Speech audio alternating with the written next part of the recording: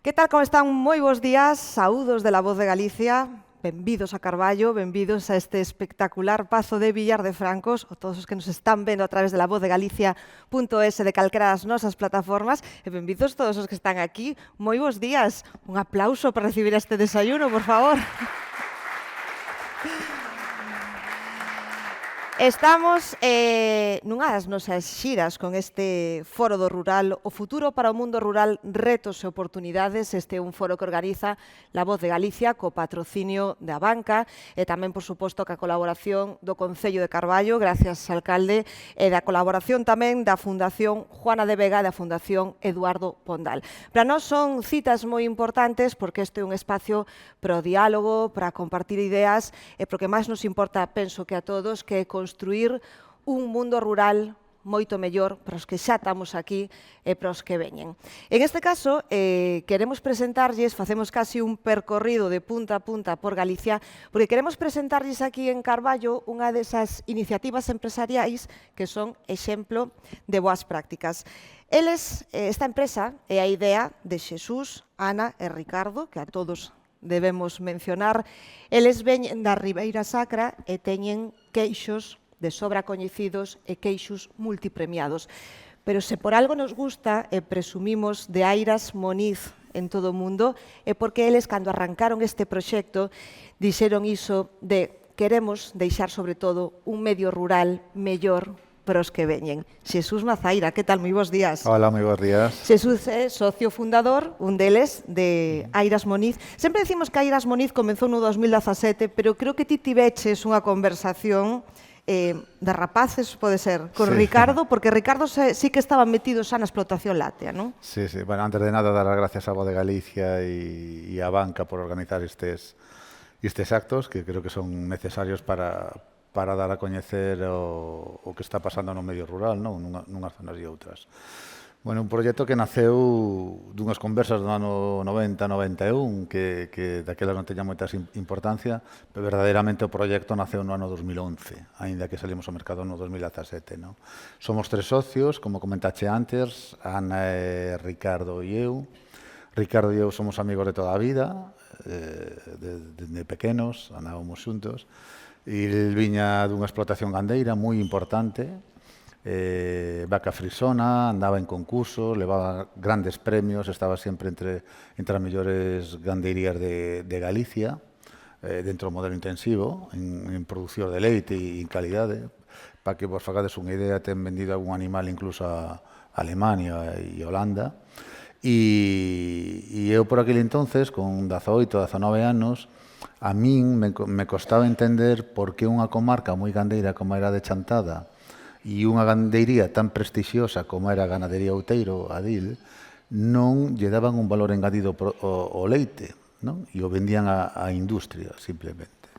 Entón, a min aquilo me chirriaba moito. Entón, acórdome que moitas veces tíamos conversacións cando viñamos de festa ás 5 da mañá e hasta que amanecía estábamos de conto porque eu intentaba convencerlo, non? Me daba igual ao final facer queixo que facer yogur, que outro tipo de produtos lácteos, pero o importante era darlle valor engadido ao leite que producía. Non?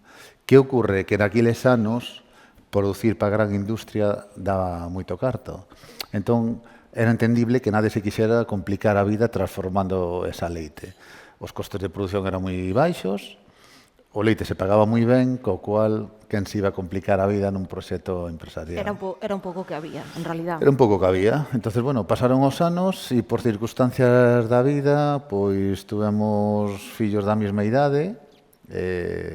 Ricardo e Ana teñen 2 fillos, eu e a miña muller Marta temos 2 fillas e volvíamos a coincidir moitos días nas entradas ou nas salidas de colexio, en actividades extraescolares, en cumpleanos, e volvimos retomar as conversacións que había naquele entón. Pero en calquera caso, Xesús xa falaba daquela de valor engadido, de queixo e tal, pero ti estudastes políticas e fostes funcionario. O sea, ti nun momento te equivocaches, claramente.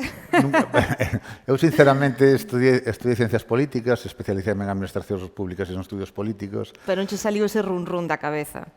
No, a min, a verdade, sempre tuve un fervelle polo mundo empresarial, sempre me gustou estar un pouco fora da zona de confort.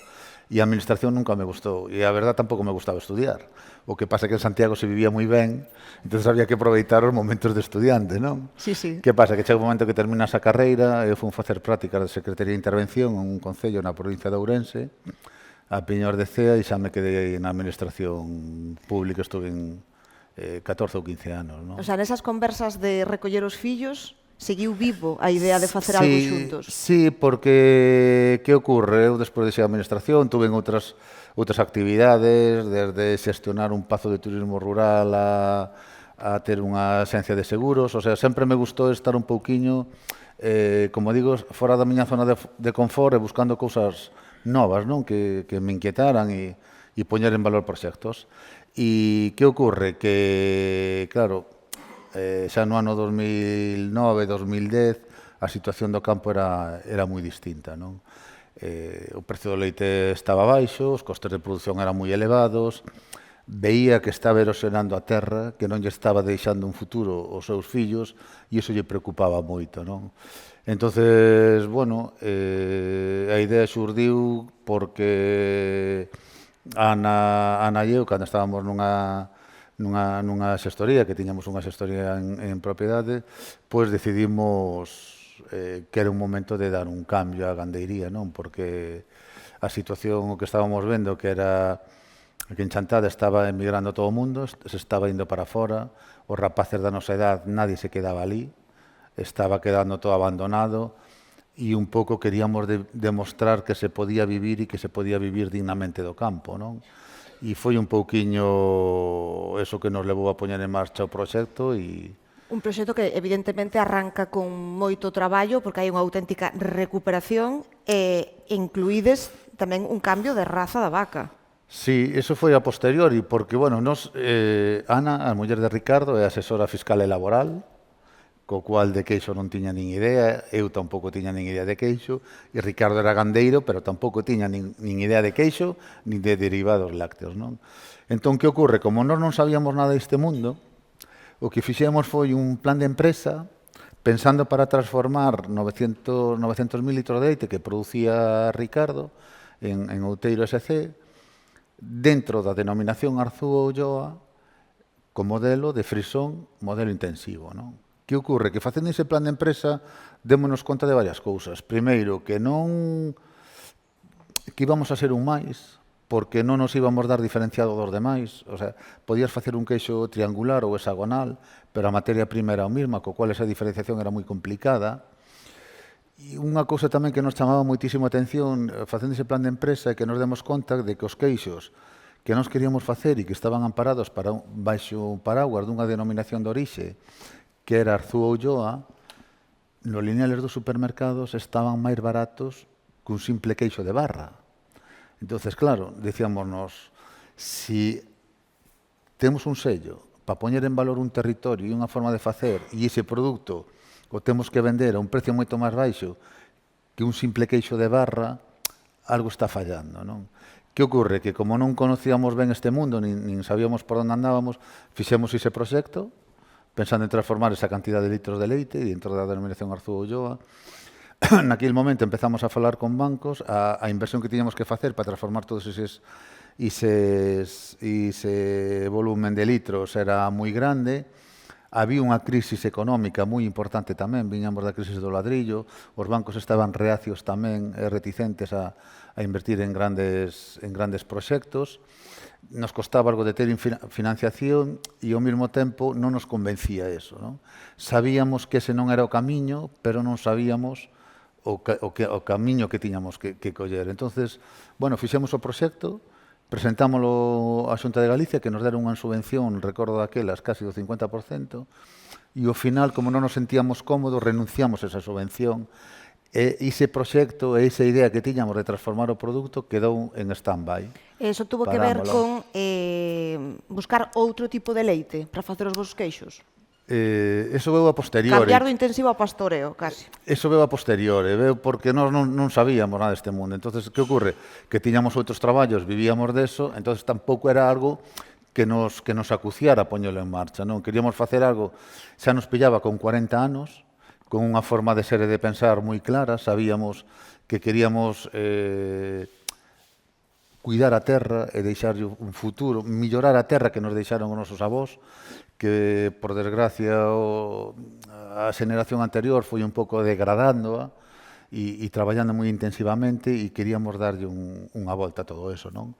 Entonces, bueno, paramos ese proxecto durante un tempo e, por casualidades da vida, en unha feira de produtos artesanos e ecolóxicos en Monforte de Lemos, conocemos unhos rapaces que tiñan unha queixería, salían ao mercado, que facían queixo de cabra, chamábase Touzabella, digo chamábase porque, por desgracia, o ano pasado pois pechou, e eran uns rapaces que viñan de Madrid, que alugaran unhas parcelas, unhos montes comunais en Castro Caldelas, compraran unhas cabras, e falando con eles nos dixeron que a filosofía que tedes vos de querer cuidar a terra, de facer algo sostible e diferente, debedes conocer o maestro queixeiro que nos axudou a nosotros, a poñer o proxecto en marcha, que se chama José Luis Martín, e vos vai dar unha idea do mundo do queixo completamente distinta, non? Entonces, bueno, viña, me acordo se era a cabo de 15 ou 20 días a Castro Caldelas, fomoslo ver, levábamos o proxecto que tiñamos feito debaixo do brazo da outra queixería e nos dixo, mirade, isto que vades facer aquí non vai aportar nada ao mundo do queixo, eu non vos lo vou asesorar, se queredes facer algo diferente e ver cousas distintas, aconsello vos viaxar nalgúns sitios de España e sobre todo en Europa e vades ver un mundo completamente diferente, non? E eu sempre digo que foi a persona que nos quitou a venda dos ollos porque nos descubriu un mundo que nos apasionou os tres. E a partir de aí foi cando decidimos dun viaxe vindo dos Alpes Alemás, tomamos 3 decisións que eu creo que marcaron o que hoxe era Armoniz, que era que nos dábamos conta que en Europa os queixos que tiñan fama e lle daban fama as denominacións de orixen eran todos de leite cru, non se pasteurizaba, de razas autóctonas, e se non eran autóctonas tiñan moito estrato seco, moita grasa, moita proteína, moita calidade para facer queixo. E despois unha cousa moi importante tamén, se controlaba a alimentación animal. Entonces, en moitas denominacións está prohibido darlle ensilados, darlles incluso máis do 50% de comida de forraxes que non sean do propio territorio, e iso era algo que nos estaba facendo, non? Entonces, bueno, Ricardo, que do mundo da ganadería sabe un montón, dixo, aquí o secreto está en cambiar de raza de vaca, non? O modelo disruptivo que hai é volver a buscar unha vaca que non pudendo ser a rubia galega, que nos queríamos transformar con rubia galega, e por desgracia cando se introduxo a frisona nos anos 40, esa rubia galega foi transformada derivando a carne. Antes a vaca galega tiña 3 actitudes, a láctica, a cárnica e a de traballo. Por desgracia foi perdendo 2 delas e hoxe en día de carne non podíamos traballar con ela, entón tiñamos que buscar unha vaca que tuvera moita calidad queixeira, moito estrato seco, que o seu leite se parecera ao da rubia galega e que ao mesmo tempo se adaptara á explotación, non? As instalacións que tiña Ricardo no modelo intensivo. E tiñamos que volver ao pastoreo.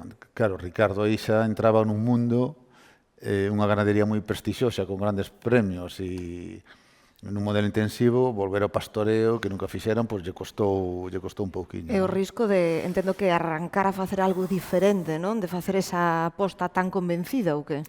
Bueno, non sei se estábamos tan convencidos ou non, sabíamos que o tiñamos que facer para facer algo diferente, non?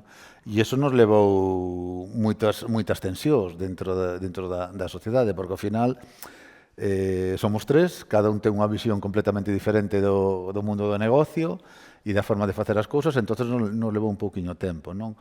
Pero tiñamos claro que o proxecto tiña que ir por ese camiño e que non nos podíamos salir do guión, non? Era, Xesús, un proxecto non que viades que tiña que primar máis a calidade que a cantidade? Tiñamos claro eso, tiñamos claro que a nosa diferenciación viña pola calidade. E eu sempre quero recordar que Galicia ten fama polos seus produtos. O sector agroalimentario e o sector pesqueiro ten un reconocemento fora das fronteiras, e cando falo das fronteiras, falo fora de España, moi grande. Falar de Galicia é de falar de produtos de calidade. E eses produtos de calidade se conseguiron durante moitos anos con unha forma de facer, e de cuidar a terra e de mimala. E iso nos últimos anos se estaba perdendo. Entón, nos queríamos recuperar eso.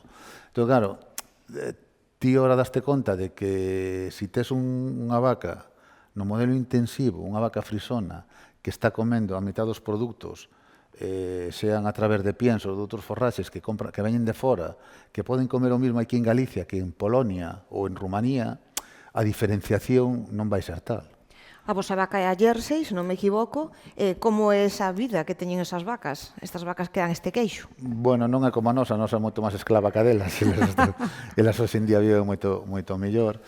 Nos decidimos pola Jersey por esos tres motivos que dixen, pero ao mesmo tempo Ricardo tiña medo, non? O cambio de modelo, que non se adaptaron os animales ao territorio, que non se adaptara a iles. Entonces, no ano 2011, que foi cando decidimos dar esta volta de tuerca ao proxecto, compramos 4 animales en Dinamarca, primeiro para comprobar se os animales se adaptaban aquí, se Ricardo se adaptaba en iles e como iban, non? Despois, aos 6 meses, estaba moi contento co seu manexo, co cual compramos 8 máis, e cando tiñamos 12 xa, pois entre Pinares nos axudou a facer un estudio tamén comparativo entre a frisona e a Jersey para saber que cantidade de litros daba cada unha, que materia seca comían, como a transformaban, e eso, bueno, levounos un tempo, e aí, vendo os números encima da mesa, foi cando Ricardo se deu conta de que tiña que cambiar o modelo, independientemente de que non fixéramos a queixería, ou non chegar a cabo a ramo o facer a queixería, tiña que cambiar o modelo, porque entre Pinares fai queixo, e il quere leite de calidad, e con modelo extensivo, tendo o mesmo número de animales, entre frisonas e Jersey 130, que a calidade de leite que ten, que entre Pinares xa pagaba moito máis, non ten límites en pago para a grasa e a proteína, que a reducción de costes que ten a produción, pois a gandeiría, producindo unha terceira parte de litros, ganaba uns 30-32 mil euros máis ao ano, non? Entón, Ricardo dixo, ostras, estou me dando conta de que teño un modelo intensivo que verdadeiramente os que ganan os cartos son as empresas que están ao redor miña, son o propietario dos animales, pero gana a empresa farmacéutica, ganan os veterinarios, gana a fábrica de pienso, e eu, que son os animales e que me mato a traballar verdadeiramente, son o que menos me levo. O produtor é a parte máis débil da cadena. E acordaste do día que chegou o primeiro queixo? Como foi ese falar entre vós? Tres socios, como dis, diferentes sentires. Si che digo a verdad, é algo que temos na cabeza porque pasa como todo na vida. Ti fas cursos durante do ano 2011 ao 2017 que salimos ao mercado, estuvimos cambiando a gandeiría, facendo subastas de gando frisón na propia gandeiría e vendendo animales, reprobando,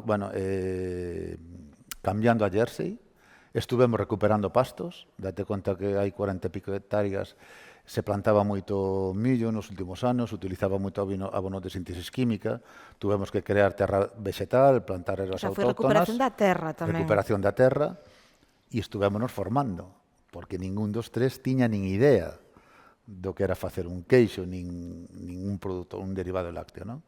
Tanto en cursos de formación como en visitas a outras queixerías. Entón, eso nos levou 6 anos. Entón, moita xente pensa que salir no 2017 ou 3 meses ter un premio que xa era tal, e verdadeiramente hai un traballo detrás moi importante, non? E entonces, bueno, vas facer queixo fora, outras queixerías, a cursos, e non te das conta de moitas cousas, faz unhas obras que nosa queixería inicial estaba feita nun antigo pallar, e nunca se me quero olvidar que empezamos a facer ali o queixo nunha cuba, e de repente empezou a echar todo de fume, de vapor, e non nos víamos uns aos outros. Non tiñamos un sistema de extracción, co cual non veíamos, non tiñamos un sistema para quitar o suero do queixo, tuvemos que quitarlo a caldeira, salía, acordome car mucha máis de Ricardo, de un lado para outro, bueno, aquilo foi tan mal que acórdome que comendo lle dixemos ao mestre queixeiro que se non valíamos para facer queixo que non lo dixera, porque parábamos aí, non? Porque aquilo foi un auténtico desastre. Bueno, desde momento pasaron os anos, Airas Moniz son os pais de algún produto máis, pero os principales penso que son Terra e Sabel. Sabel é a joia da corona. Teñen premios innumerables, hai poucos no Salón Gourmets de Madrid, tiña dese último deles. Como son eses queixos? Bueno, Terra é un queixo do país, verdadeiramente non deixa de ser un queixo que se facía antigamente nas casas, é unha pasta blanda. Que ocurre? Que nos, antes aquí o que se facía era lavar a corteza para que non lle naceran mos, ou hoxe en día as grandes industrias o que fan botarlle produtos químicos e parafinas para que non crezcan eses mos. Nos madurámoslo nunha cámara no que deixamos que florezca ese mo natural, que lle aporta moito sabor ao queixo. Nos todo o que elaboramos é danos a gandeiría, única e exclusivamente, e leite cru, e o que comen os animales se transforma e se ve moi ben no produto, no queixo, non? Porque vai no leite. Date conta que os produtos lácteos absorben absolutamente todos os sabores que teñen ao redor, non? Entonces, esos matices, ese sabor a bosque, a champiñón, que lle dá a corteza, pois se lle aporta moito sabor. E para nós é un pouco o queixo que nos puxo, vamos a así dicilo, no mercado, non? Foi o primeiro queixo que fixemos, foi o primeiro queixo que tuvo unha medalla de bronce no Campeonato de España e verdadeiramente lle chamamos Terra porque representa todo o que é Galicia, todo o territorio e todos eses pastos que temos na Ribeira Sacra, non? Non houbo quen vos dixo como se vai a facer un queixo azul, como Sabel, se non o probaron, deben, igual que Terra, como se vai a facer un queixo azul desde Galicia? Eso non era un salto mortal ou triple salto mortal? Bueno, non sempre nos gustaron os retos e sempre, como dixen antes, nos gusta estar fora das zonas de confort. Nos tiñamos claro que queríamos facer algo diferente sempre. E nas primeiras probas que fixéramos 5 tipos de elaboracións diferentes, entre eles estaba un queixo azul, que a nos gustaba moito, pero tiñamos medo de poñelo no mercado por dúas cousas. Primeiro, porque pensábamos que non se consumía tanto queixo azul como se consume, e despois porque o mestre queixeiro nos decía que queixos azules era moi complicado de facer, que nos iba a salir unha vez unha elaboración, pero as outras 3 seguintes que as íbamos ter que tirar, non? Entón, que non iba a ser tan rendible económicamente como nos íbamos pensar, que para eso que necesitábamos un pouco de bagaxe. Eu creo que o que tumemos nos era que nos acercamos ao mundo dos derivados lácteos completamente abertos a facer calquer tipo de cousa, non tiñamos unha mochila detrás que nos dixera hai que seguir este camiño, ou presuicios, non? Entonces, claro, nos gustaba experimentar. E verdadeiramente desas elaboracións o queixo Terra foi a que máis, por así decirlo, máis chamou a atención, máis gustou. Era un queixo absolutamente espectacular, moi cremoso, moi untuoso. Eu, cando empezamos a mandarlo a probas así a diferentes clientes e cociñeiros, eu recordo que Pepe Solla, que sempre lle estaremos agradecidos, que foi unha das poucas persoas que apostou por este proxecto desde o minuto 1, se enamorou do queixo, xa fixe un post con il no Instagram e iso nos posicionou un pouquiño aí. O mestre queixeiro, que tamén era moi reconocido no sector lácteo, tamén falaba de nós, entonces eso nos posicionaba e foi o queixo con que salimos ao mercado e nos centramos, non? Tuvimos a mala experiencia, a mala suerte de ter os 2 meses unha medalla de bronce nun Campeonato de España. Sempre dis iso, que foi... Porque eu digo, porque foi a lección que mellor aprendimos. Eso foi un casi morrer de éxito, ou que? Foi un morrer de éxito durante un mes. Contanos que pasou, porque nas iniciativas empresariais... Pues están tan achegadas á terra e non todos é sempre tan bonito. Sempre se contra o bonito, pero verdadeiramente hai moitas lágrimas aí dentro, non? O que nos ocurriu foi que nos empezamos, como tiñamos os outros traballos, tiñamos que compaxinar as dúas cousas, as dúas actividades. Nos que a pasta blanda empezamos a facer 200 litros a semana de leite, despois empezamos a facer 300 litros a semana de leite, controlábamos as elaboracións, mimábamos moito porque era moi pouquiño. Entonces tuvemos a suerte de ter ese E ese premio non nos queríamos presentar ao Campeonato de España, pero o Maestro Queixeiro nos animou porque nos dixo vai vos chegar despois unha ficha de todos os xueces catadores e aí vades ver en onde estades fallando, que tedes que mellorar e tal. Dixo, non vades ter premio, pero polo menos vades ver o camiño polo que tedes que seguir, non?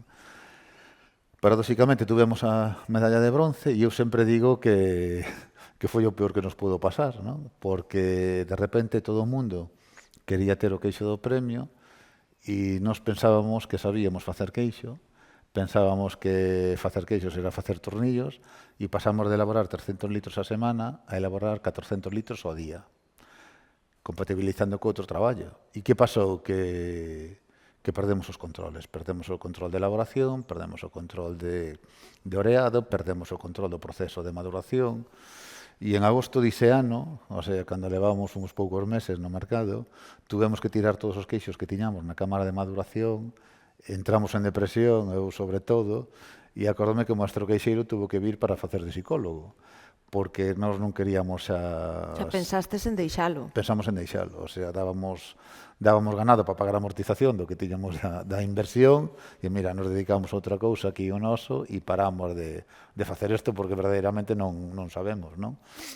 E ao final foi a mellor lección, porque o Maestro Queixeiro nos dicía xa vos dixen que tedes que ir ao vosso ritmo, non podedes ir ao ritmo que vos demande o mercado, por isto é moi complicado, influyen infinidade de variables, e hoxe en día temos moitos problemas e moitas elaboracións, e dixo, e tedes que ir ao vosso ritmo. Entón, eso nos serviu tamén para decir, bueno, pois, a partir de ahora, retomamos a actividade no mes de setembro, a partir de ahora, o que queira ter o noso queixo, vai ter que vir o ritmo que queremos nós, vamos marcar nosas pautas, non? En esas pautas está o número de queixos, a produción que podedes ter en base aos vosos estándares, non? Exactamente, volvemos a reducir litros de leite producidos ao día, pouco a pouco, e obligábamos a xente que quixera ter o noso queixo a que nos viñera a visitar, nos daba igual que fora Pepe Solla, que Ángel León, que Martín Berasategui, tisi que unha tienda en Madrid moi famosa, non se querías ter o noso queixo, tiñas que vir visitarnos. Ali a chantada, queixería propia. A chantada, porque nós o que queremos é que vexas o que comen os animais que están día e noite pastando fora, que nesta época do ano non comen pienso, e nas épocas que hai sequía ou inverno que hai poucas horas de luz e pouca fotosíntesis, comen moi pouquiño pienso, que non se dá ensilados, que o leite se ordeña directamente e cae na cuba de maduración sin enfriar, todo o traballo manual que ten, o traballo que ten nas cámaras de maduración, que son moi bonitas, entonces eso tiñano que ver, tiñano que palpar. E que dixeron o ir ali? Bueno, ao final ven que temos honestidade, que somos honestos, que o que decimos o facemos e o que facemos o decimos, non? E iso creo que foi un pouco o que nos posicionou e o que fixera que a xente confiara en nós. E creo que conseguimos eso, non? Que conseguimos poñer en valor un produto como o queixo aquí en Galicia, que poñamos en valor un territorio, que somos capaces de conseguir crear sinerxias con outros sectores en outras actividades dentro do territorio que tamén nos poñemos en valor e ao final esa honestidade é o que nos leva a ter eses premios que ao final son importantes pero de menos para nós o recoñecemento do público é o que verdadeiramente te enche de satisfacción, o feito de que queiran virche facer de Netflix un documental ou de National Geographic ou que cociñeros como Gordon Ramsay veñan a facer queixo manteiga contigo, eso sí que é o que a nos enche de satisfacción, nos dá alegría e nos di que verdadeiramente estamos no camiño que temos que estar, non? Vos agora, Xesús, canto estades producindo? Mais ou menos? Non, máis ou menos non, digo exactamente, moi pouquiños litros de leite, para a xente pensa que somos unha gran industria, non é verdad. Nos producimos diariamente 800 litros e despois temos os sábados, desnatamos uns 400, 500 para facer nata manteiga, que non se suele falar dela, pero no mundo da cociña e dos grandes chefs para nós é o referente e é algo importante, non? E somos 11 personas traballando, tanto na queixería como na gandeiría, non? Temos problemas para seguir medrando, porque a nosa filosofía sigue sendo os nosos pastos e as nosas vacas. Estamos ao ladiño de Chantada E temos un problema territorial en Galicia importante, moitas veces temos territorio abandonado diante da nosa queixería. Sí, porque entendo que vos queredes ter máis terra, non? Nos queremos ter máis terra, pero necesitamos ali ao lado, porque as vacas non queremos desplazalas máis de 1 kilómetro, porque van andando os pastos e volven a casa a ordeñarse. E salen día e noite, como digo, non? Entón, cal é o problema? Que temos pastos, bueno, terras ao lado da casa, que nin somos capaces de alugalas, nin somos capaces de mercalas, non? E ese é un dos problemas grandes que temos non só nós, sino que ten Galicia en xeral, non? Moito territorio abandonado, inculto, e non nos podemos permitir o luxo de telo sin producir, non? Ahora volvemos aos queixos, pero nese sentido que falas de emprender no medio rural como fixestes estades facendo vos e traballando vos, falas do tema das terras, que outra gran dificultade vos encontrastes? Ou vos encontrades? Se che digo a verdade, para emprender no rural hai que ser moi cainista, non? E ao final estás encontrando trabas continuamente, dende permisos, trabas burocráticas, administración. Te conta que se nos exixen as mesmas condicións, os mesmos requisitos que unha empresa que se poña nun polígono industrial na Coruña, por poñer un exemplo. Non temos fibra óptica, ou non tiñamos fibra óptica. Eu, durante os 2 primeiros anos, os 2 e medio, para mandar unha foto dun arquivo, para mandar unha factura electrónica, tiñamos que ir a Chantada, poder enviala, porque non podíamos. O transporte de frío non subía a queixería por 2 motivos. Un, porque había unha pista de 300 metros sin con unhos buratos enormes que lle era complicado o acceso. O arboledo cubría parte da pista, da carretera, co cual as polas pegaban no frío do camión de refrigeración. Entonces a empresa non quería subir porque se lle estropeaban as máquinas de frío, co cual tiñamos que baixalo nos nosos coches hasta a carretera xera máis cercana para poder leválo. Problemas de potabilización de auga, bueno, unha infinidade de requisitos e problemas que fan que sea moi complicado emprender no rural, non? A administración se lle enche moito a boca co tema de emprendemento no rural e de apoiar o rural, pero verdadeiramente non hai unhas políticas activas que valoren e que axuden a emprender no rural, non? Bueno, vos decides que agora sodes 11, creachedes emprego, eso dinamiza a zona de tamén fijar a población e que haxa unha empresa tan dinámica nesa maravillosa Ribeira Sacra. Bueno, ao final o que conseguimos é que a xente que se sinta orgullosa de traballar no campo, que se sinta orgullosa de traballar nunha empresa agroalimentaria, que ve que se pon en valor o territorio, que estamos recuperando terras, que estamos axudando a restaurantes dali a que veñan críticos gastronómicos e grandes chefs, que axudemos a empresas náuticas a recorrer o río e ver as súas ribeiras cos seus bancales, as adegas o mismo, a empresas de mel, porque ao final é todo un tecido, é todo unha rede, non? Entón, claro, cando nos veñen visitar, porque nos estamos moi volcados no turismo tamén, é unha pata que estamos desarrollando ahora moito máis. Claro, podemos visitar Airas Moniz, non? É que se debe visitar Airas Moniz, non? Nos estamos facendo visitas guiadas que están tendo un resultado, un éxito enorme, estamos non cheos nesta época do ano, pero casi cheos. En Semana Santa e no Brao, nas épocas máis altas, sí que estamos completos diario, pero temos moitísimas visitas. Na tenda que temos nós vendemos produtos da zona de proximidade, desde cerámica, de unha ceramista que temos ali ao lado, ata a mel, a libros, a viño, conservas, o sea, temos de todo, non?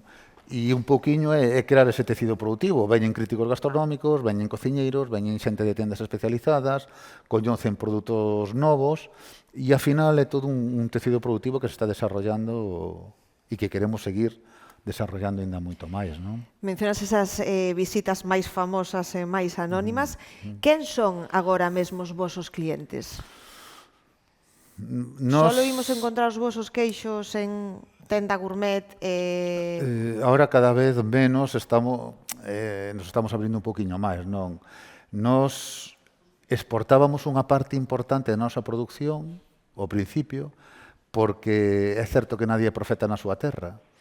E eu quero recordar sempre que, e temos unha anécdota, Ricardo e eu, nunha feira en Moeche, que foi un pouquiño, era a presentación nosa. Nos salimos en marzo do 2011, coincidindo con dous eventos moi importantes. Un era a Feira do Viño de Chantada, que por ali pasa moita xente e era a nosa casa.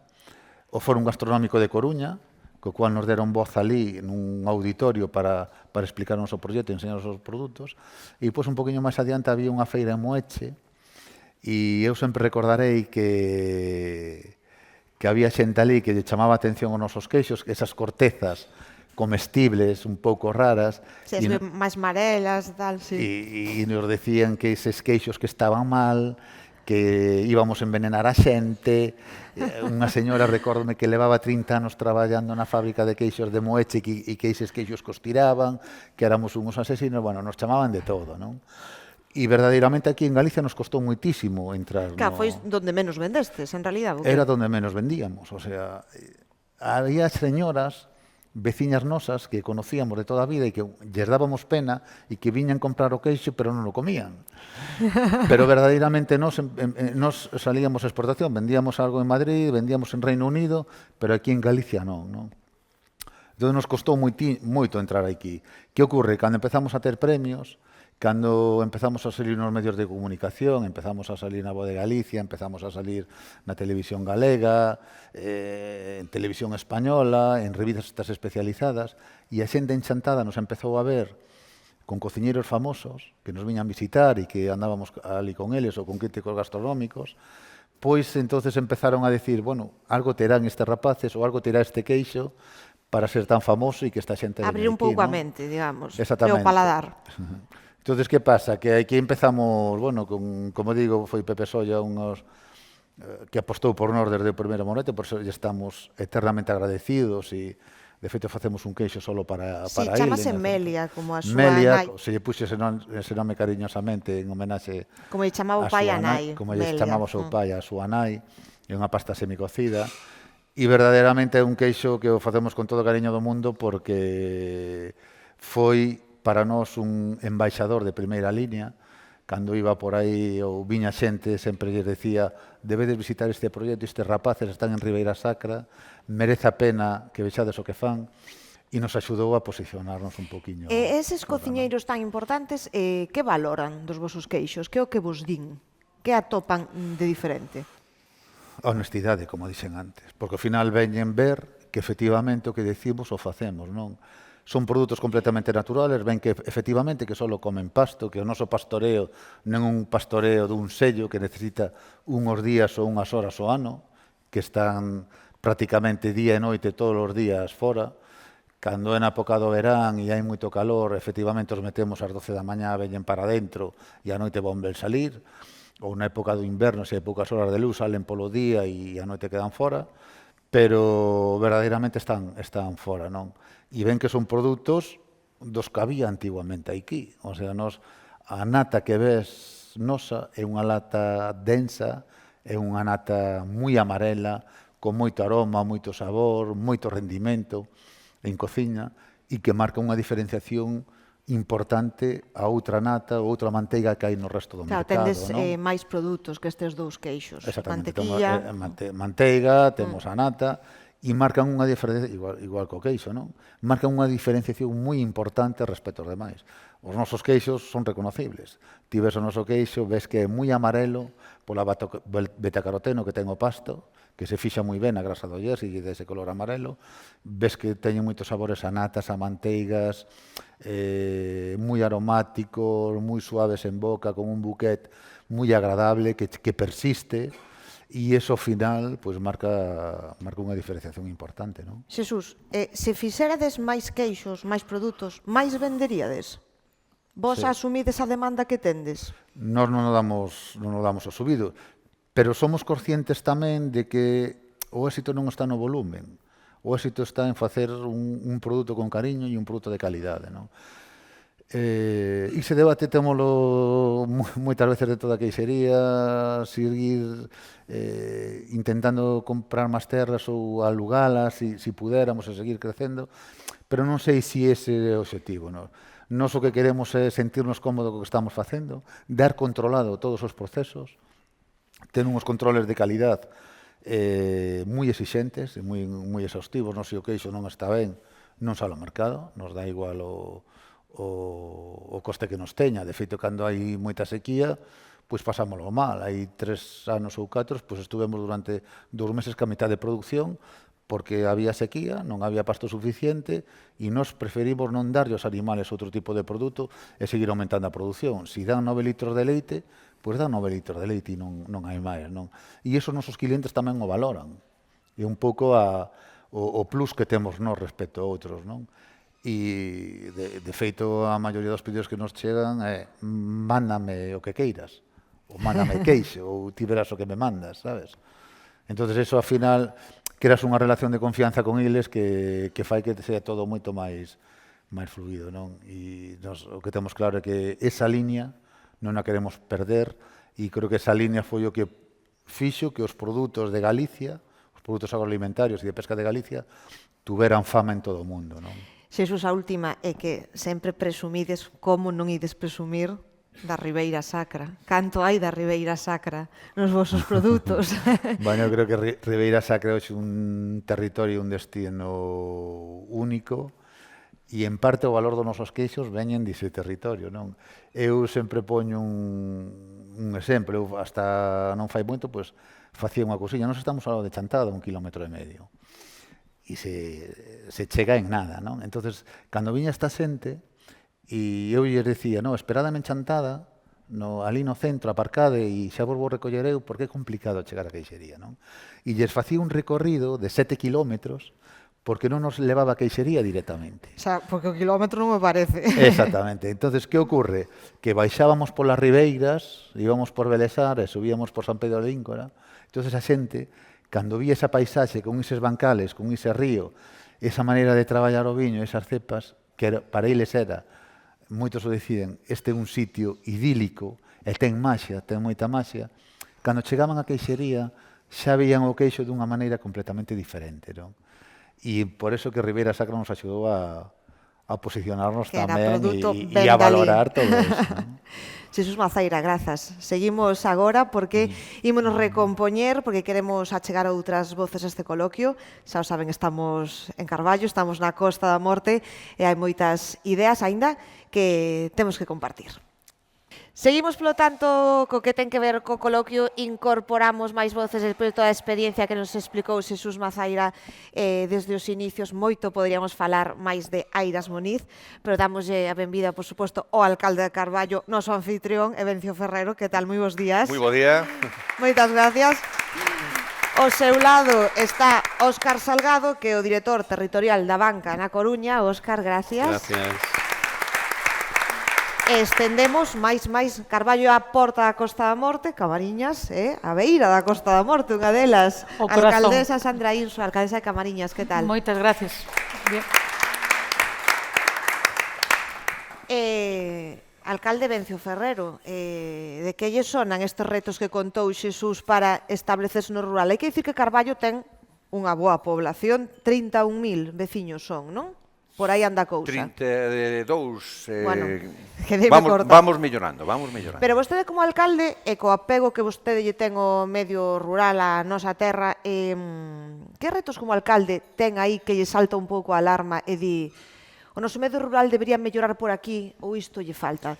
Bueno, antes de entrar en esa resposta sempre complexa, quero felicitar a Voz de Galicia pola organización, a banca polo patrocinio. Grazas, alcalde. E a Jesús pola lección que nos dou de compromiso, de entrega, de identidade e de saber acertar con un proxecto ao que se mete moitas horas de ilusión e tamén seguro que moito cariño tamén, non? Por lo tanto, foi, desde logo, unha entrada, non, desta reflexión para mí moi agradable, un aprendizaxe. Ás veces nós tamén necesitamos desconectar, non, desa voráxine do día a día do que é unha xestión municipal, encantadísimos deste previo que se fixo. Esperemos agora estar á altura das circunstancias, seguro que non. Sabemos que sí. Visto o nivel, pois eu sinto que seguramente baixemos algúns escalóns, non? Bueno, en calquera caso, eu antes comentaba que o resumen que eu podo facer deste previo que se fixo e da reflexión que temos que facer entre todos sobre o medio rural tan importante para todos nós é que Galicia é un gran país e que temos que facer un país grande. E iso é o gran reto. Agora xa hai algúns que andan dicindo isto de un país grande, pero algúns temos copyright e podíamos pedir dereitos de autor desde fai moitos anos. E é verdade, porque vendo todas as grandes potencialidades que ten este territorio e ver como cada vez hai unha maior deixación precisamente do medio rural, pois é tremendamente ilusionante ver como hai proxectos que son capaces de implantarse, de ser creativos, ser orixinais e ser de éxito. Por lo tanto, a ese éxito nos gustaría sumarnos a todos. Carballo é un concello que temos moi introducido que é o medio rural. De feito, somos 186 km². Somos 318 núcleos de población, temos 1.200 kilómetros de vías municipais. Dar servicio ao conxunto do territorio con unha calidade importante sempre é tremendamente complicado. Tense falado moitas veces do desequilibrio que hai entre núcleos urbanos e mundo rural, pero é verdade que para os concellos ter servicios de calidade no conxunto do territorio é moitísimo máis costoso en Galicia que en outros territorios do Estado. E mentres que non se resolva precisamente a financiación xusta para as administracións locais en conxuntos, pois sempre vamos a ter moitas dificultades para seguir prestando eses servicios de calidade. Os servicios, ademais, unha vez que se prestan, a xente interpreta que é algo per se, e que funciona per se. A semana pasada tivemos un apagón. Digo, houve concellos que tiveron grandes problemas, por exemplo, de abastecemento de auga, ou determinadas cidades que a partir dun cuarto piso que xa non tiñan abastecemento de auga durante moitísimas horas. A auga que é un ben natural de incalculable valor e que nos parece de que per se, que xa en Galicia a auga é un ben abundante. E non é verdade, é un ben de escaso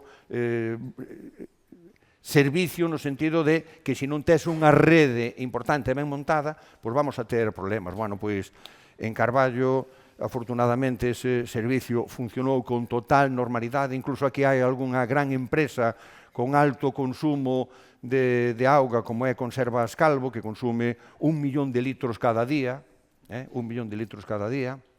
e non tuvo ningún problema de abastecemento de auga. Si de luz, pero de auga non. E os veciños, ás veces, non somos conscientes de todo o esforzo que supón para unha administración local pois prestar eses servicios nunha calidade determinada.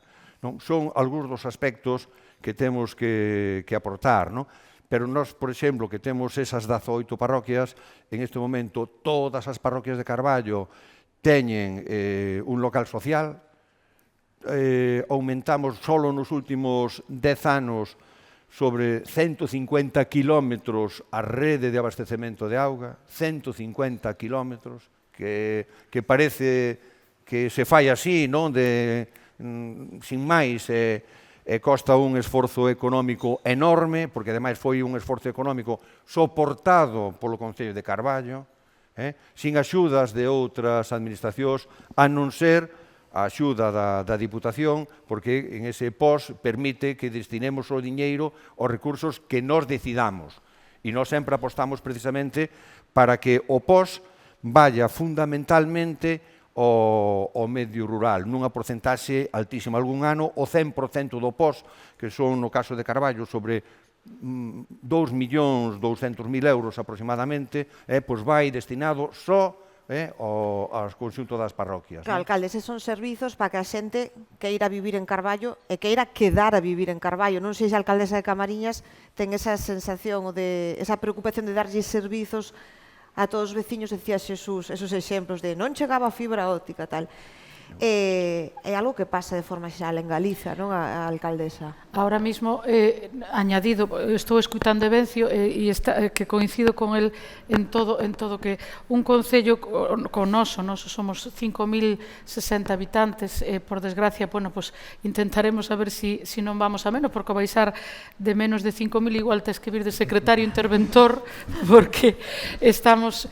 No meu caso, estou preocupadísima en este momento tamén pola vivenda, porque hai familias de senegaleses, familias de venezolanos que están volvendo, e é imposible alquilar un piso en Camariñas e poder vivir en Camariñas ou en calquera das 4 parroquias que ten Camariñas. É verdad que moito é causado polos pisos de turísticos, que, bueno, supoñen un aporte económico fundamental, pero creo que vai ter que regular algo a Administración Autonómica para que limite esas licencias de pisos turísticos. Creo que xa en Santiago están regulando, pero ahora mismo en Camariñas o problema máis grande é a vivenda. É unha cousa rara, porque ti ves Camariñas e ves un montón de vivendas deshabitadas, pero claro, os donos son moi lícitos de poñelos no tipo de vivenda que queren, en este caso turístico. Nese sentido, teño un pouquiño de preocupación, porque os barcos ao mar non salen xa se non hai un senegalés ou un inmigrante que queira ir ao mar, porque a xente en Camariñas... Que a migración é a poboación tamén que necesitamos. Que creo que tamén é un balance xa en toda España, e o mismo lle pasa a Camariñas. Moitísimos senegaleses queren ir ao mar, terían traballo, poderían vivir en Camariñas, pero neste momento temos un problema grande coa vivenda. Non sei, supoño que en todos os lados andaremos máis ou menos igual, pero en Camariñas creo que bastante ahora mesmo un problema dos que máis me preocupa. Alcaldesa, Camariñas en Caixe, falábamos de Airas Moniz, Chantada, Ribeira Sacra, un produto apegado á terra. Camariñas en Caixe, acaba de ser aí pouco a última mostra, Semana Santa. Que saúde ten o Encaixe, porque é un deses produtos tan propios que intenta seguir adiante, pero ten dificultades. Ten dificultades, sobre todo, nos, desde o ano 91, que se crea foi unha escola taller que naquel momento a Xunta nos concedera, unha escola taller que solicitara ao Concello e pedíramos para diseño de encaixe e para palillar. A raíz de aí o Concello dedicou moitísimos recursos na promoción do encaixe. Palíllase en toda a Costa da Morte, en Vimianzo, en Muxía, pero é verdad que casi todos os pedidos a América salían do Porto de Camariñas e, polo tanto, era sellado como encaixe de Camariñas. Dende entón, o Concello dedica un montón de cartos para a promoción do encaixe. Hai unha concejalía única que está aquí en Carna, que é a Concelleira do Encaixe. Hai unha concejalía que ten a súa partida presupuestaria, son máis de 300.000 euros que dedicamos ao evento da mostra máis a promoción do encaixe, porque o encaixe non é só a mostra, o encaixe é unha promoción anual. Nos temos hermanados con Peniche, estamos hermanados con Novedrate, con Italia, vamos a todas esas feiras, supoñe un gasto para o Concello, e todo o Concello é a promoción. A promoción é un pouco ser os tutores dos pedidos do encaixe que chegan a Camariñas. Os pedidos importantes que chegan a encaixe, como foi o de Zarajón o ano pasado, fai anos tuvemos tamén un pedido importante da banca. Esos pedidos teñen que ser tutelados todos polo Concello, porque o Concello ten unha persona que é a directora da mostra, ten a técnica do museo, que é a que valora que o encaixe cumpla coa formalidade e seriedade, entregar os pedidos a tempo e todo. Entón, o que lle falta é un pouquiño profesionalizarse o sector, non? É un traballo que costa moitísimo. Hai xente en Camariñas que xa vive do encaixe, están dados de alta do autónomos, pero está costando, porque así como as escolas de palillo, todas as nenas saben palillar. En Camariñas prácticamente o 100% das nenas, non os nenos, si saben palillar, pero si teño ese medo de que, por exemplo, o pedido que hubo ano pasado de Zarajón son as palilleiras as que lle dedican 8 a 10 horas a palillar para sacar eses pedidos. A miña duda é esas nenas que saben palillar, que aos 12 anos lle costa un montón facelas sentarse para sacar eses pedidos, se eses pedidos grandes se poden salir de Camariñas. Supoño que se hai un pedido grande dentro de 10 anos, pois tendrei que acudir a Vimianzo, a Musía, e entre todas, pois sacar ese pedido. O importante é que a actividade siga. Xesús, ti ves nunha comarca no que entendo que tamén biches nos últimos anos desaparecer moita actividade. Ti que aparte eres tan pedagóxico que a xente, se che chega algún novo emprendedor que se quere dicir, Xesús, como fixeches para seguir na casa, seguir no rural? Ti que lles dices? Ti eres moi sincero, Pero son moi optimista tamén, ¿no? E o rural está cheo de oportunidades. O único que lles digo é que teñen que saber que se require un esforzo tremendo, e as cousas salen solo con traballo, e non hai outro secreto. O sea, ao final, o rural está cheo de oportunidades, porque en cada esquina casi vexo un negocio, pero o esforzo que hai que dedicar é moi grande, non? E hoxe en día, por sorte ou por desgracia, na maioría da xente nova, a cultura do esforzo pois non se premia. E é un problema que temos aí encima, non? Pero con traballo salen todos os proxectos adiante. O que non se pode é que cando encontras a primeira pedra ou tal, pois desistir e dicir que non valo, non? Hai que ser moi constante e traballo, é que non hai outro secreto. Claro, neste traballo, miro para Óscar Salgado da banca, necesítase apoio, a banca o sabe perfectamente, a súa implicación co rural é constante, pero como podemos resumir o que fai a banca polo noso medio rural, Óscar? Bueno, antes de nada, permíteme sumarme ao agradecemento do alcalde, gracias a La Voz por convocar este evento. O resto de participantes, e como non vou decir a banca, pois vou agradecer ao anfitrión por este paraxe idílico no que nos encontramos, non? Bueno, o que fai a banca polo medio rural, eu creo que encaixa dentro de dous compromisos, non? Bueno, a realidade é que nos últimos 10 anos duplicamos o noso tamaño, somos xa unha das principais entidades financieras en España e tamén en Portugal, pero a pesar disso, ese compromiso que forma parte da nosa natureza o seguimos mantenendo. Primeiro, con Galicia, e segundo, cos nosos clientes, coa cercanía, coa forma de facer banca que falábamos antes das persoas, non? O compromiso con Galicia, ou resumir, non sei se coñecen o ratio, un dato que se chama o ratio de exclusión financiera, non? É unha medida de que porcentaxe da población non ten acceso aos servicios dunha entidade financiera nunha comunidade autónoma. Bueno, Galicia é a comunidade que ten o millor ratio de inclusión financiera de España. O 99% da población, estou redondeando, o 99% da población ten acceso aos servicios dunha entidade financiera. Hai comunidades autónomas onde máis do 50% da población non ten acceso a estes servicios. Varias comunidades. E se aterrizamos por que ocorre isto, en Galicia hai 313 municipios, en 303 a banca presta servicios. En máis da mitade destes 303 estamos solos. Somos a única entidade que presta servicio.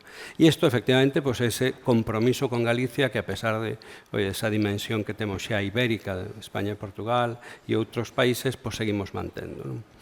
Pero, claro, tamén entendemos, e falábamos antes da banca de persoas, tamén entendemos que isto está moi ben, isto supón estar cerca dos nosos clientes geográficamente, pero non significa que nos entendamos, non necesariamente, non? Entonces, a segunda parte é, unha aposta que fixemos hai moitos anos xa tamén, pola especialización dos nosos equipos nos distintos segmentos de clientes para entender as necesidades. Aquí temos o noso director de Banca Agro, é unha unidade dentro do banco que leva moitos anos funcionando, tratando de entender cales son as necesidades do mundo agro, para, dentro da nosa fábrica, producir servicios, efectivamente, que podamos incluso anticiparnos a esas necesidades que van surxindo.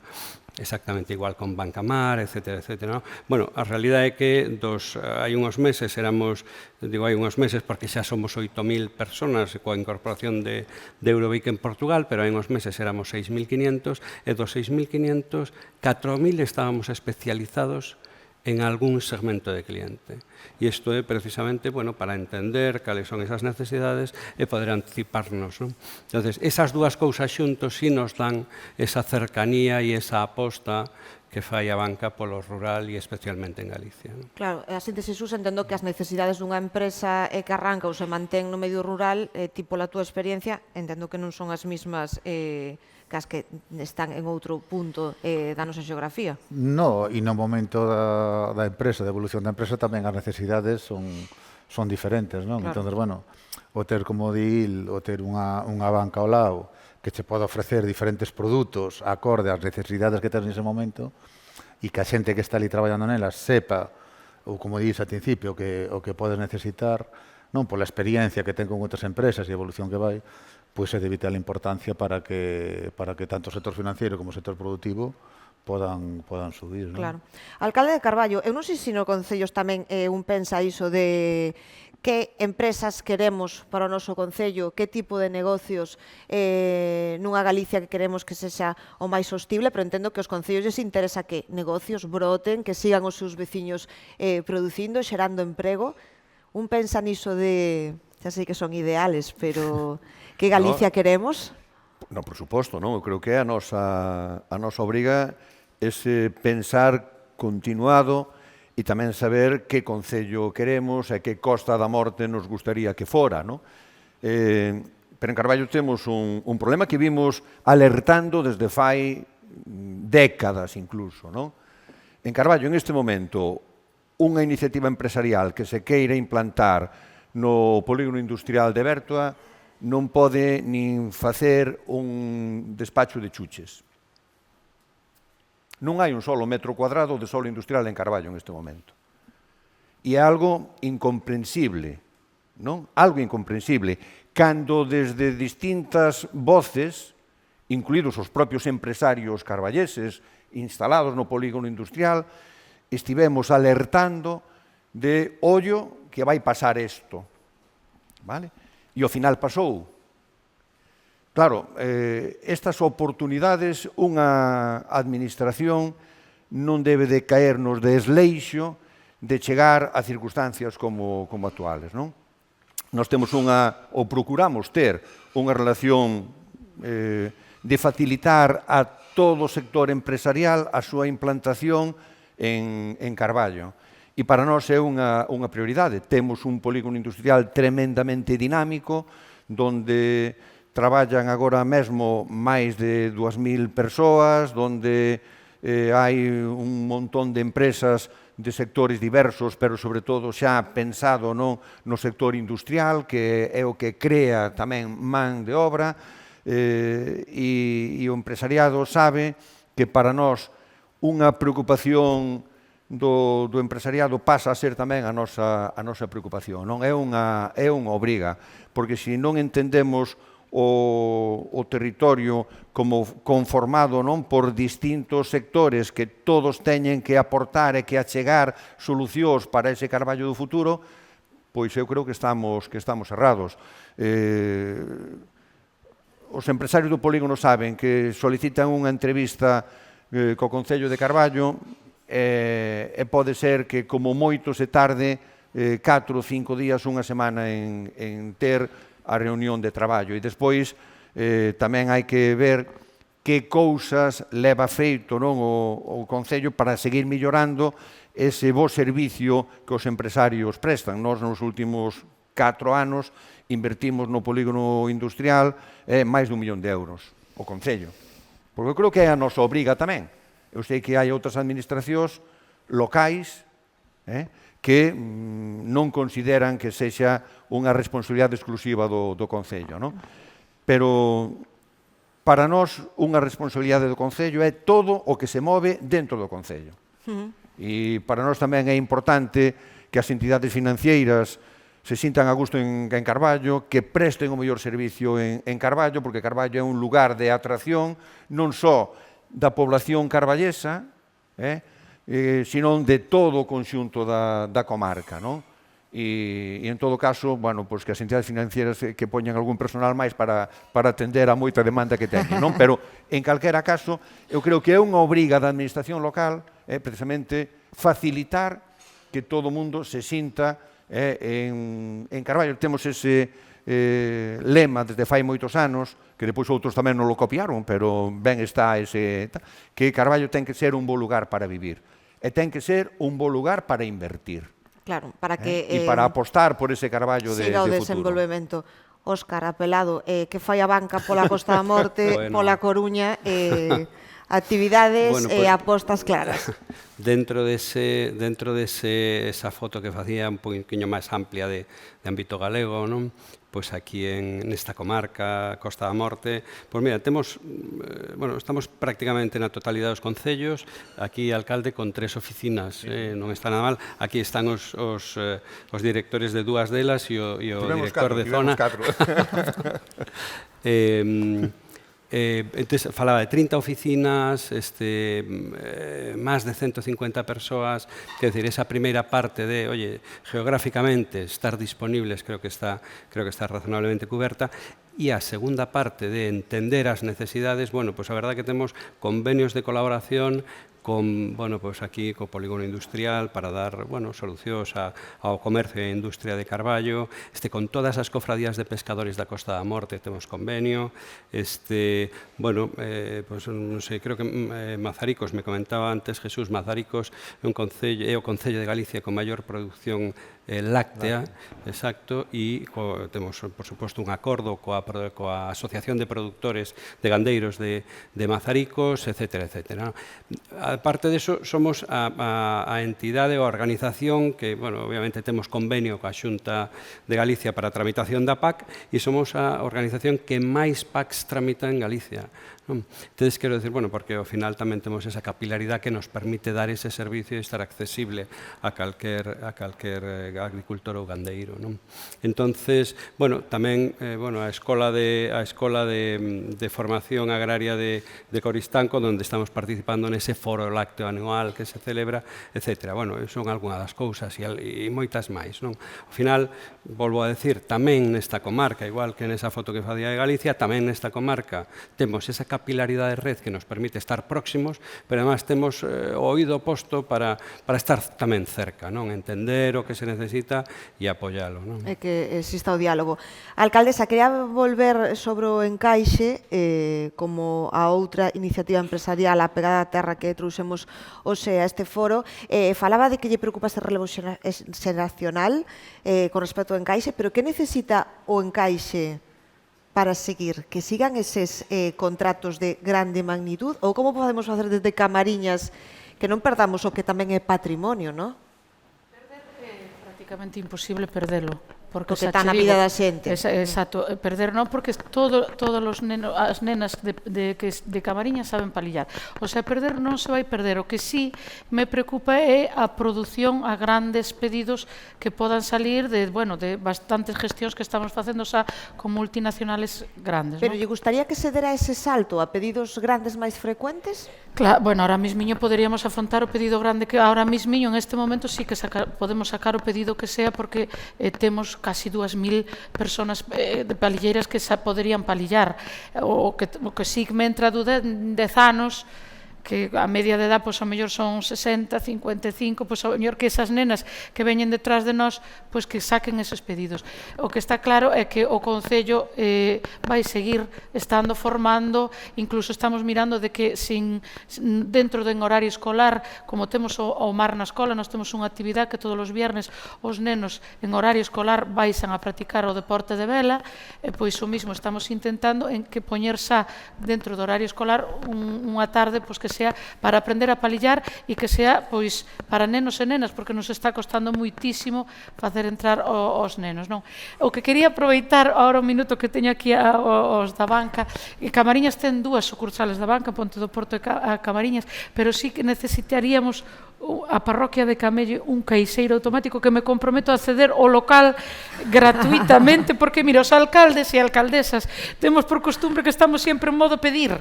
Entonces eu teño que aproveitar ahora mismo que necesitaríamos un Levamos caixeiro. cara a lista. A nota despois falamos ao acabar. O local poñe o Concello sin gastos, a luz e todo, pagamos todo nós. O que día Vencio, todo o que se faga no Concello é noso, temos que poñer o que sea.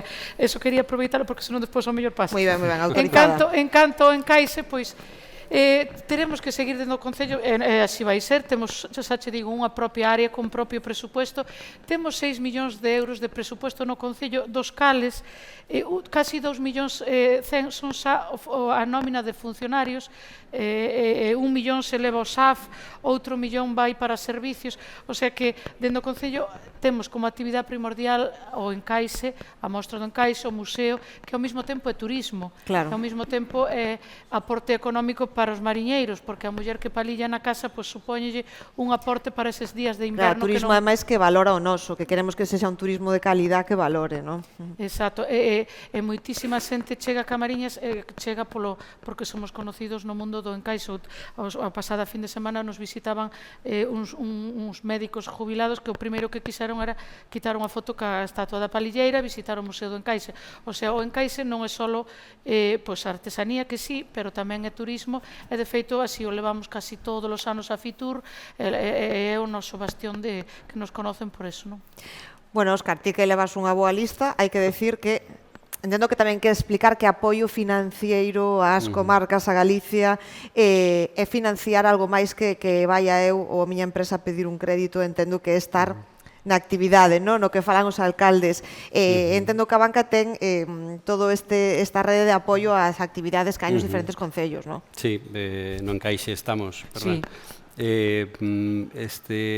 Todo, efectivamente, somos, a mí me gusta sempre decir, bueno, e o noso equipo pues, está cansado de escoitarme decir, non, que somos moito máis que un banco, e iso ten un nome, chamase a Fundación, non?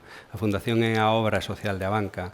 A Fundación, o Banco do Taller, todos os anos, pues, casi 30 millóns de euros, non, para desarrollar actividades, actividades que, bueno, de todo tipo, non? Pois, temos un acordo coa Fundación Deporte Galego, por exemplo, para apoiar a todo o Deporte Base de Galicia. É unha dotación económica anual moi importante e aquí, nesta mesma comarca, pois, o Bergantiños, tanto masculino como femenino, de fútbol, pois ten acceso a ese patrocinio, en Dumbría, o voleibol, o piragüismo, o baloncesto aquí, o Xiria tamén ten acceso. Estamos en todas as festas en todas as festas de interese turístico da comarca, en todas. Bueno, as exposicións, estuvemos xa aquí con dúas delas, non sei se foi Ruth Matilda, Picasso, o grabado de Picasso a Barceló, esas exposicións itinerantes, que, bueno, aquí creo que pasaron prácticamente por todos os concellos xa, non? E, ademais, pois, outras, bueno, hai moitas máis cousas, non? Pero me acordo dunha especialmente, porque a fixen coas miñas fillas, a Fundación ten un programa de voluntariado ambiental, e eu levo 3 anos aquí, bueno, levando a territorial, non son da Coruña, e cando cheguei, pois unha das primeiras actividades que fixemos foi vir limpiar a playa de Baldallo. Eu son voluntario tamén dese programa da Fundación, e fun coas miñas fillas, son pequeniñas, entón recordaban sempre cando encontramos un zapato enterrado na arena, e o recollemos e o botamos no capazo para limpiar a playa. Bueno, levábamos moitas máis cousas, pero cando lles quero recordar o momento, vos acordades aquel día que encontramos o zapato enterrado na area. Bueno, pois esa é outra das actividades. Xa villemos moitas veces a limpiar Razo, Baldallo, etc. Entonces, bueno, hai un compromiso económico, obviamente, bueno, tamén hai un compromiso personal. Claro, que as preocupacións sociais. Imos rematar, pídolles aos 4 unha última ronda, que esta é a pregunta do millón, pero como todos os foros rurales pasa isto, non lles queda outra. Xesús, cal é a túa proposta ou a túa idea para que poidamos mellorar do ámbito ou donde queiras o que pasa no noso medio rural de Galicia, para que lle demos valor, para que queramos vivir nel, para que veñan as empresas, os negocios, a poboación? Que complexa esa pregunta. Pois tocouche. Primeiro, querernos que eu creo que nos falta aos galegos, sobre todo os galegos que estamos en Galicia, porque cando sales fora, tens que emigrar, velo de outra maneira diferente, non? Pero eu creo que nós temos un complexo bastante importante e bastante grande, e témolo que quitar. O sea, temos que ir ca cabeza alta, estar orgulloso do que facemos e do que somos, porque somos a envexa de moitos outros territorios. E simplemente con eso seremos capaces de chegar a moitos máis sitios, non? Eu, cando viña para aquí hoxe, me chamou a atención, como te dixeches que íbamos dunha punta de Galicia a outra, atravesei Galicia, moito pasto, e non vin unha sola vaca pastando. Ninguna sola. E estamos en Galicia. E presumimos de leite de calidade de producir leite. Solo quero deixar de decir eso, non? Pois cada un que pense o que queira e que elixa ou que decida o modelo de Galicia que quere, non? E da Galicia do futuro. Aquí, na zona onde estamos nós, hai agora un debate moi importante, que é o tema de Altri, e é un debate que va moito máis alado, que é simplemente o posicionamento dunha empresa de celulosa nun territorio. Creo que ten que ser un debate que abrangue, que ten que abrangar a toda Galicia e serio sobre o futuro que temos. A comunidade asociada. Pero eu creo que un dos problemas que temos hoxe en día é a falta de iniciativas emprendedoras, de que a xente nova non quere emprender. Despois, outro problema que hai, eu creo que a administración. Hoxe se está regulando todo demasiado e moitas veces son corsés que impiden o desarrollo dos territorios. Despois, outra cuestión que había que debatir tamén era o tema de rural que queremos, porque moitas veces pensamos solo en traballar a terra e hoxe en día no rural ten que vivir de todo. É que esa fibra óptica. Por exemplo, é que ao mellor hai moita xente que pode traballar en tecnoloxía desde a súa casa, que pode vir no rural, traballar no rural perfectamente, e non o poden facer porque existen eses problemas, non? Entón, eu creo que temos un potencial enorme, pero que hai unha serie de puntos que había que debatir e artellar seriamente, pensando en un medio e un longo plazo, porque o problema que temos que somos todos moi cortopracistas. Alcaldesa Sandra Insua, a súa última reflexión. No caso de Camariñas, creo que o importantísimo sería mellorar as comunicacións tanto a Coruña como a Santiago. Na Coruña, a tan ansiada autovía da Costa da Morte, co corredor que nos une con Camariñas, sería vital, porque reduciría casi en 15 minutos a distancia entre Camariñas e Coruña, e mellorar moitísimo máis a comunicación desde Santiago. Non pode ser que unha persona chegue a Santiago e non saiba como coller para a Costa da Morte. Eu creo que é unha das cousas máis importantes que necesita ahora mismo Camariñas, pois é esas dúas vías de comunicación. Estamos xusto a unha hora tanto da Coruña como de Santiago. Somos o corazón da Costa da Morte, co 70% de territorio en red natura protegidísimo. Moitísima xente pode traballar en Camariñas ou traballar na Coruña, vir vivir a Camariñas, facer ese trayecto todos os días, porque con esa autovía en 40 minutos estamos na Coruña. Creo que vai ser o máis importante. Lógicamente ten que haber vivienda para poder censarse en Camariñas, aumentar o padrón e poder compaginar ao mesmo tempo. Ahora cada vez hai máis teletraballo, é importantísimo que ter fibra xosa. En Camariñas casi o 100%, hai algunhas zonas oscuras todavía, pero bueno, casi o 100% as 4 parroquias teñen fibra, e creo que eu creo que o máis importante ahora mesmo era mellorar as comunicacións ás dúas grandes cidades que estamos no medio. Óscar Salgado, última reflexión.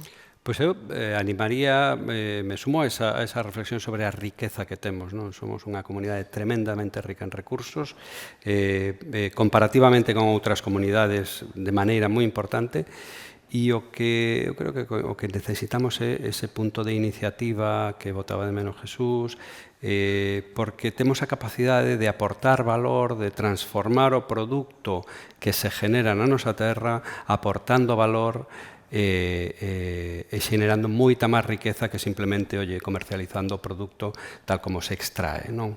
O recurso.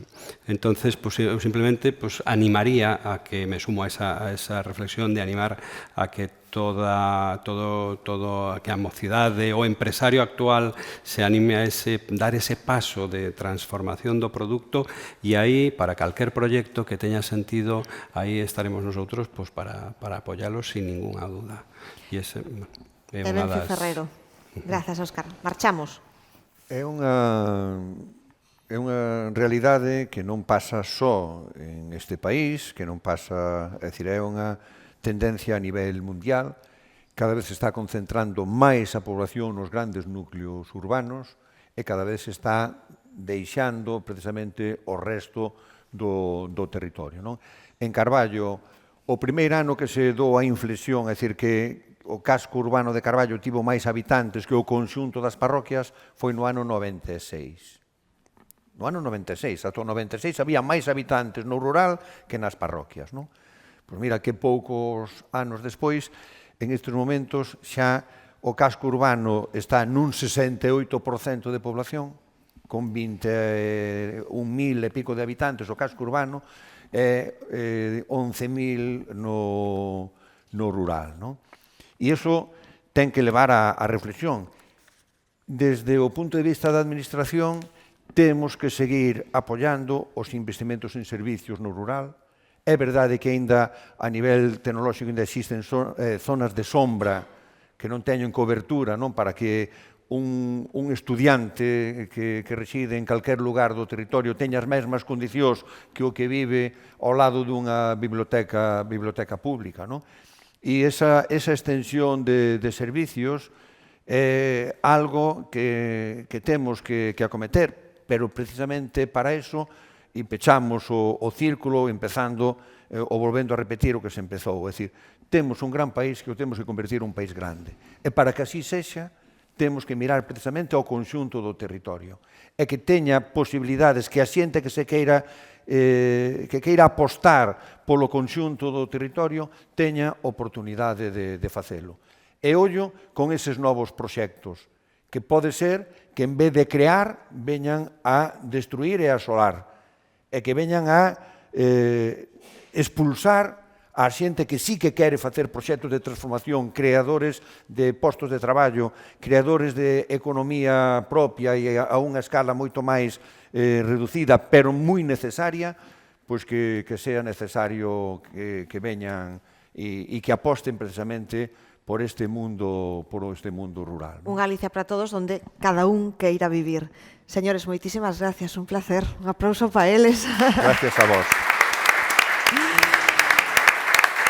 Gracias a todos, gracias aos que nos acompañaron neste almorzo, grazas, por suposto, á banca por ir sempre da nosa man e a outros colaboradores, neste caso, Concello de Carballo, Fundación Juana de Vega, Fundación Eduardo Pondal, este ciclo que traballa polo medio rural, sigue adiante. Grazas, como sempre, aos lectores de La Voz de Galicia por estar ao outro lado.